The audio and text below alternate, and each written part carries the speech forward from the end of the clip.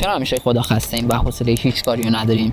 خیلی از ما با اینکه خوابمون کیفیتش اوکیه ولی وقتی بیدار میشیم زود دوباره خسته میشیم و همیشه خدا انگار له و لورده. اما هیچ کس نمیدونه کافئینی که ما توی طول روز مصرف میکنیم تا سر حال تر باشیم خودش یکی از دلایلیه که زودتر خسته میشیم. ویدیو رو ببینید. مطمئنم چیزایی که قراره بهتون بگم و هیچ جای دیگه نشنیدین و احتمالاً بعد از امشب یه خواب بهتر و راحت‌تر رو هم تجربه بکنید، همین که از فردا یه کاری بکنین که انرژی بیشتری توی طول روزتون داشته باشین. اول از همه بذارین بهتون بگم نگران نباشید، این مشکل فقط واسه شما نیست. اکثر آدمایی که این بیرون دارن قدم میزنن همه با این مشکل خوابیدن و کم انرژی بودن دارن دست و پنجه نرم میکنن. اکثر ما هم خوب میخوابیم، هم خوب غذا میخوریم و نسبتا ورزشمون رو انجام میدیم. ولی پس چرا هنوز خسته و مشکل چیه دقیقاً؟ من نیومدم اینجا مثل بقیه بگم نیم ساعت قبل خوابت به گوشیت نگاه نکن، به هیچ صفحه نمایش نگاه نکن، یا بگم بیشتر ورزش کن، یا بگم کافئین مصرف نکن. از اینجور حرفا قرار نیست بزنم. درسته اینا همشون میتونن کیفیت خواب ما رو بیشتر بکنن، ولی مسئله خیلی عمیق‌تر و مهمتر از این حرفاست. خستگی ما یه چرخه‌ای داره که اگه درست نشناسیمش و درست رعایتش نکنیم باعث میشه که این اتفاق هی پشت سرم بیفته و تاثیر خیلی زیادی رو روی نحوه کار ما، روی نحوه زندگی ما بذاره. و امروز میخوام دقیقاً بگم که چه اتفاقی داره توی سر ما و توی مغز ما میفته که ما انقدر همیشه خدا خسته به نظر میرسیم.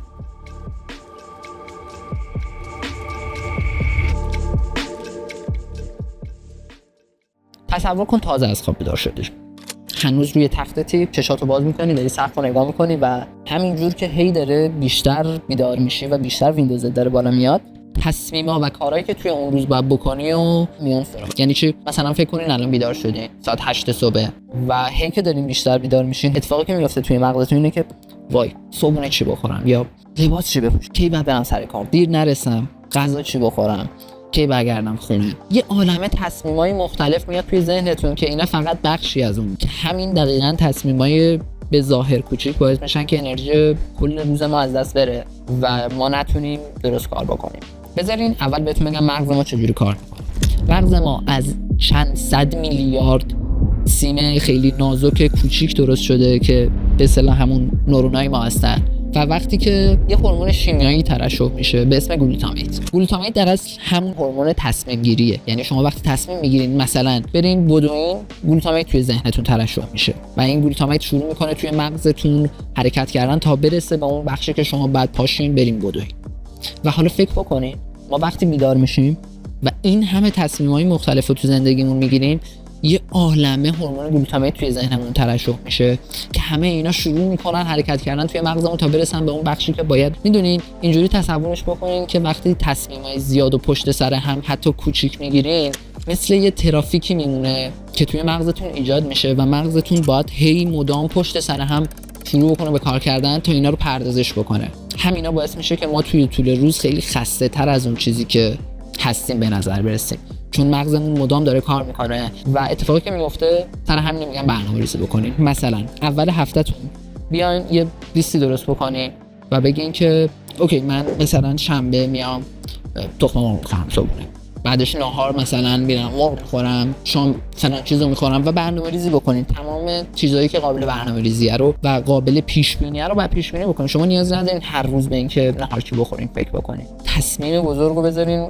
برای یه روزتون، کل هفتهتون رو برنامه‌ریزی بکنین و از این به بعد دیگه نگران این نیستین که لباس چی بپوشین، کی بریم بیرون، کی نریم بیرون. میدونین زندگیتون اینه یه موتوریه که داره درست کار. کی نیازی نیست استاپ کنه، فکر بکنه، دوباره کار بکنه، استاپ کنه، کار بکنه. داره روون کار خودش انجام میده. میدونین و انرژی کمتری مغزتون مصرف میکنه. یه کار دیگه ای هم که میتونین بکنین و خیلی موثره، برای خود من خیلی جواب میده، اینه که شما مثلا اگه ساعت 8 صبح بیدار میشین تا مثلا ساعت 3 یه بخش زیادی از انرژیتون رفته. اینجا نیازی نیست که شما 8 ساعت بخوابین که دوباره اون انرژیتون رو به دست بیارین.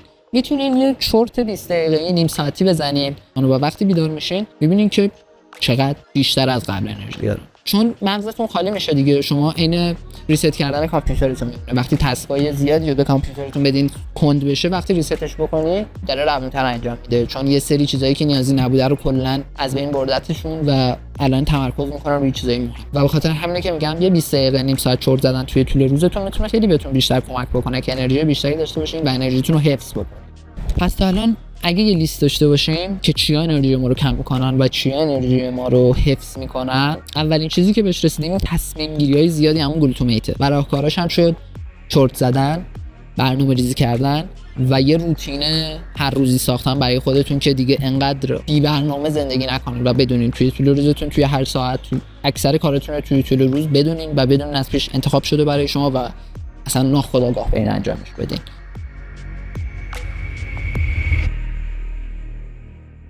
مورد بعدی که خیلی روی انرژی ما تاثیر میذاره، چه زیاد کردن انرژیمون چه کم کردن انرژیمون، روی جفتش یه اندازه تاثیر میذاره. میدونین توی دوره‌ای داریم زندگی میکنیم که اکثر ماها برای اینکه سر حال‌تر باشیم و بتونیم بیشتر بیدار باشیم و کم انرژی به نظر نرسیم کافئین مصرف میکنیم، قهوه میخوریم، نوشابه انرژی رو مصرف میکنیم. ولی دقیقاً مشکل کار همینجاست. یکی از چیزایی که خیلی روی انرژی ما توی طول روز تاثیر میذاره همین بحث کافئینه و الان بهتون میگم چجوری مصرف اشتباه کافئین دقیقاً میتونه تاثیر برعکس بذاره و ما رو خسته‌تر هم بکنه. قبلش بذارین با یه هورمون جدید به اسم ادنوزین آشناتون بکنم. ادنوزین هورمون خوابه. در اصل وقتی ادنوزین توی مغز ما زیاد میشه، مغز ما این پیامو دریافت میکنه که وقت خوابه و معمولا این هورمون شبا شروع به ترشح شدن میکنه. حالا ربطش به کافئین چیه؟ شاید خیلی از ماها ندونیم که کافئین خستگی ما رو از بین نمیبره. در اصل کافئین کاری که میکنه اینه که وقتی ما کافئین مصرف میکنیم میاد جلوی تاثیر گذاشتن ادنوزین، هورمون ادنوزین روی مغز ما رو میگیره. یعنی در اصل بلاکشون میکنه یا سرکوبشون میکنه. ادنوزینا میدونین از این بعد دیگه استاپ نمیکنن، ترشحشون ادامه پیدا میکنه و متراکم میشن پشت اون سد بزرگ کافئین. و کافئین هم خودمون خوب میدونیم که تاثیرش مادام العمر نیست و یه جایی بالاخره تاثیرش از بین میره و وقتی که تاثیر کافئین از بین بره اتفاقی که میفته هرچی ادنوزین تا موقع ترشح شده بود یه جا میره میچسبه مغزتون و یه جا تاثیر میذاره و اینه که شما به خاطر اینه که شما کافئین مصرف میکنین، یه قهوه یه شات قهوه رو میزنین، چند ساعتی حالتون خوبه، سر حالین، ولی یهو کل انرژیتون میریزه. دلیلش فقط به خاطر همون بحث بلاک کردنه. و یکی از دلایل دیگه‌ای که باعث میشه که ما خسته به نظر برسیم به خاطر اینه که کافئین رو توی تایمای بدی مصرف میکنیم. یعنی به محض اینکه بیدار میشیم اولین کاری که میکنیم کافئین مصرف میکنیم و خب شاید به نظرتون منطقی نیاد ولی این خودش یکی از چیزایی که باعث میشه ما خسته بشیم. یعنی شما بیدار میشین اصلا احساس خستگی ندارین، یه قهوه میخورین، یه نوشابه انرژیزا میخورین، سر حال‌تر هم به نظر میرسین، ولی بعد 3-4 ساعت که تاثیر این کافئین بره، چون ذره ذره ادنوزین روی مغزتون تاثیر نذاشته و یه مشت بزرگ ادنوزین خورده توی مغزتون، میبینین که فاک من که مثلا دیشب 8 ساعت خوابیدم یا من که قهوه خوردم چرا خستم، چرا اینقدر خسته شدم. و این به خاطر همون مصرف اشتباه کافئین. و راهکارش چیکار میتونیم بابت این کار بکنیم که کافئین رو مصرف بکنیم که این اتفاق نیفته؟ پیشنهاد من اتفاقا صبحاست، ولی مثلا 2 ساعت بعد از بیدار شدنتون. و یه تکنیکی هست به اسم کافی نپ یا چرت قهوه‌ای. برای مثال شما یه شات قهوه بلا فاصله بریم بخوابیم، گفتیم کافئین ادنوزین بلاک میکنه، ولی وقتی شما برین یه 20 دقیقه چرت بزنید تا اونجا هرچی ادنوزین ترشح شده کمتر میشه، تاثیرش از بین میره و وقتی کافئین اتفاقا تاثیر میذاره و شروع میکنه به بلاک کردن چیزی نداره که بلاک بکنه. شما آلردی سر حال هستین و اون تراکمی که تا اون موقع هم ادنوزین ترشح شده رو دیگه ندارین. این در از هیچ هورمون خستگی توی بدنتون نیست که بخواد یه خود دوباره روی مغزتون تاثیر بذاره و میگین اوکی بازی از اینجا شروع میشه، از اینجا به بعد دیگه بلاک بکنه کافئین. و کافئین هم نهایتش همون مقدار کمی از ادنوزین رو بلاک میکنه و اینجوری انقدر انرژیتون از بین نمیره و واقعا یه سری میدونین اگه اینجوری انرژیتون تقطیم شد اون موقع با کافئین یکم این نموداره میاد بالاتر و دیرتر خسته میشه.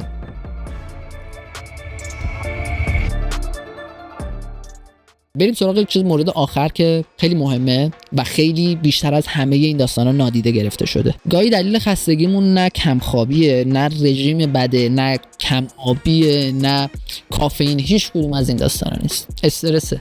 استرس میتونه خیلی روی اکثر کارهایی که ما توی طول روز میخوایم انجام بدیم تاثیر بذاره. سعی بکنید خودتون رو توی شرایط استرسا قرار ندین و آرامش بیشتری رو دور و بر خودتون داشته باشین. آدمایی تو زندگیتون داشته باشین که واقعا آرامش بهتون میدن، نه استرس مدام. این داستان خیلی مهمه و پشت پرده استرس هم اینه که شما وقتی توی استرس قرار میگیرین مغزتون میره روی حالت بقا و سر همین داستان فعالیتش بیشتر میشه، انرژی بیشتری مصرف میکنه و در نتیجه شما خسته تر به نظر میرسید. و برای کم کردن استرستون هم نفسای عمیق خیلی جواب میده. مدیتیشن عالیه. استراحت‌های کوتاه، همون کافی نپ و همون توی طول روز خوابیدنایی که بهتون گفتم هم میتونه استرس شما رو کمتر بکنه، چون مغزتون هی داره پشت سر هم اینفورمیشن دیتای اضافی که توی طول روز داره بهتون میرسه رو با این خوابیدنا از بین میبره و سعی میکنه روی چیزای مهمتر و حساس‌تر و بهتر تمرکز کنه. و مورد آخرش هم برنامه‌ریزی و روتین ساختن برای خودتونه. گفتم بهتون هر چقدر که سعی بکنین کارایی که میتونین و از پیش برای خودتون تعیین بکنین، استرس کمتر و انرژی بیشتری براتون میمونه. و مورد آخرم یه سری آدمان که متاسفانه کم هم نیستن تعدادشون و توی زندگی اکثر ما وجود دارن و خودشون باعث استرسن. سعی بکنین اون آدمایی که باعث استرسن توی زندگیتون هم حذف بکنین و باور کنین خیلی زندگیتون بهتر میشه. این آدمی که اینجاست بعد 10 تا این حرفایی که بهتون زدم میتونه توی زندگیتون تاثیر بذاره. پس آدمای دور و برتون رو با دقت انتخاب بکنین و هر چیزی که دیدین دارن از عمد بهتون استرس میدن و روتین زندگیتون رو خراب میکنن، همونجا با یه دونه از این چیزا بندازینشون بیرون. باور بکنین این کمبود انرژی شما بابت یه چیز مسخره نیست، بابت یه چیز نیست، بابت خیلی چیزاست که سعی کردم تا جایی که میشه توی این ویدیو در موردش صحبت بکنم. اگه کسی رو میشناسین تو زندگیتون که همش خسته است، تنبله، نمیدونم اینجوری، این ویدیو رو براش بفرستین، چون میتونه احتمال خیلی زیاد بهش کمک بکنه و جواب یه سری سوالایی تو مغزش رو بهش بده. اگه خودتون با این داستان سر کار دارین، به حرفام گوش بدین، باور کنین من جاتون بودم. من بابت این خستگی مداومم خیلی حرفای زیادی شنیدم. میدونین یه سری شوخی‌ها بام کردن که ناراحتم کرده و میدونم از چی دارین حرف میزنین. و همین، دمتون گرم که این ویدیو رو دیدین. واقعا باعث افتخارمه که جلوی این دوربین باشم و یه سری چیزایی که در موردشون صحبت بکنم که زندگی بقیه رو بهتر بکنم و اون آگاهی که بهتون گفتم رو برسونم. حتی 1% پیشرفت توی زندگی شما برای من کافیه. دمتون گرم که این ویدیو رو دیدین. خیلی دوستتون دارم. مراقب خودتون باشین و زندگی بهتری براتون آرزو می‌کنم. میبینمتون. شبتون بخیر.